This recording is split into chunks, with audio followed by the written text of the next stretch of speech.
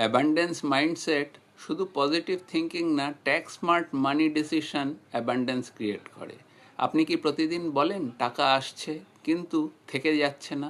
তাহলে অ্যাবান্ডেন্স মাইন্ডসেটের সাথে ট্যাক্স প্ল্যানিংও দরকার। একজন ক্লায়েন্ট আমাকে বলেছিলেন, আমি ভালো ইনকাম করি তবু সেভিংস গ্রো করছে না। প্রবলেম ইনকামে ছিল না, প্রবলেম ছিল মাইন্ডসেট প্ল্যানিংয়ে।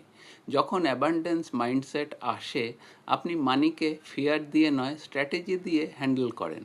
প্রতিদিন বলুন, আমি স্মার্ট মানি অ্যাট্রাক্ট করি, আমার ওয়েলথ প্রতিদিন গ্রো করছে, আমি ট্যাক্স এফিশিয়েন্ট ফিনান্সিয়াল ডিসিশন নিচ্ছি। ধরুন 5 লাখ প্রফিটে ট্যাক্স প্ল্যানিং ছাড়া ট্যাক্স চলে গেল 1 লাখ টাকা। প্রপার প্ল্যানিং করলে ট্যাক্স যেত 50 কি 60 হাজার, ডিফারেন্স 40 হাজার প্লাস। এক্সট্রা ওয়েলথ ক্রিয়েট হতো। Mindset plus money planning equal to financial freedom.